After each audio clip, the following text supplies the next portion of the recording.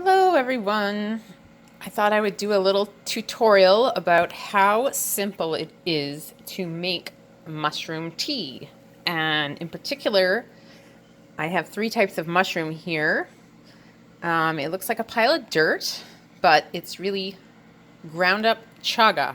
And this crock pot is filled with water.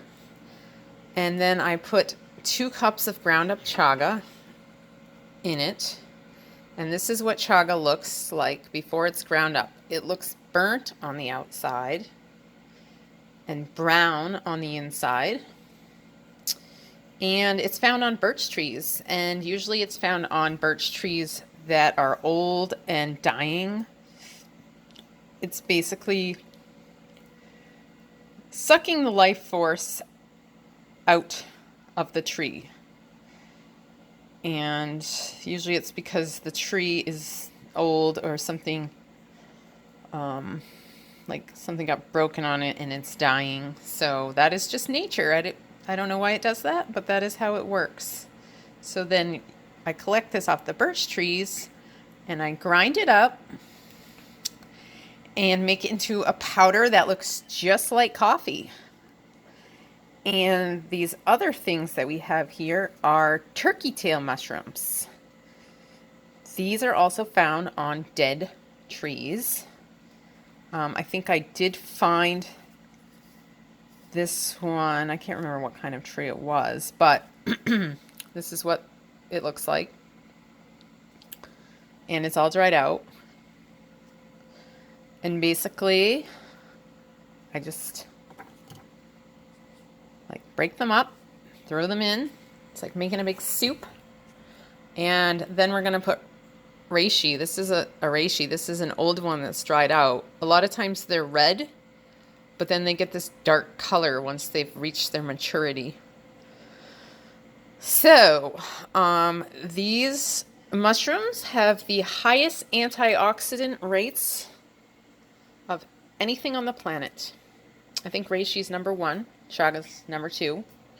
But I'm basically just going to take some clippers like this and chop this reishi right up. So I did that. I chopped it all up, ripped off chunks, and I just want you to look at this, and it's just amazing. That looks like a turkey tail. If you've ever seen a turkey with its tail fanned out, it looks just like one. It's very cool.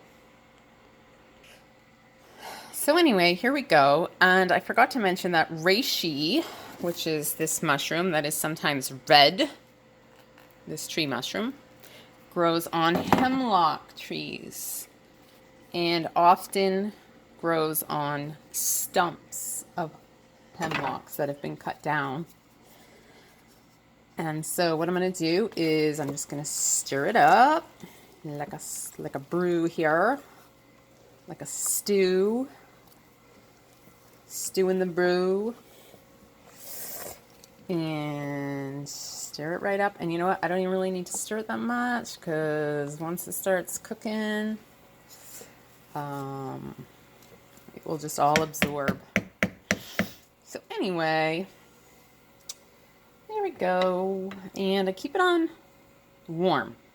I don't want it to get too hot because it's more potent if it doesn't reach 180 degrees.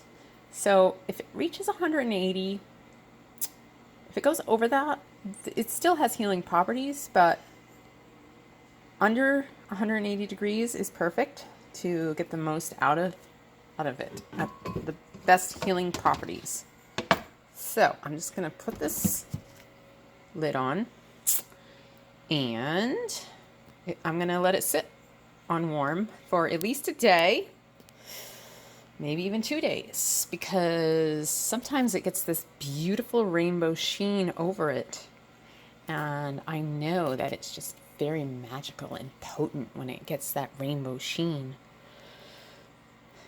So then what I do after I see my rainbow, I basically strain it out into, a container, put it in the refrigerator, and then I mix it half and half with almond coconut milk, and it tastes wonderful. It tastes like coffee milk, and I drink it every single night.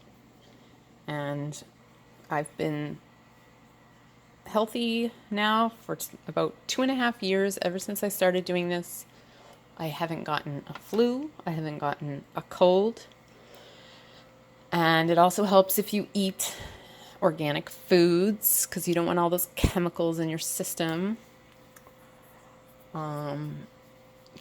Foods that are free from artificial flavors and colors. Those chemicals are not good for your system either. And I actually don't eat meat anymore. And I think it all helps to raise your vibration and also stay healthy and energetic and positive. So I wish that all for you, and that's why I made this video. Okay, everyone, good night.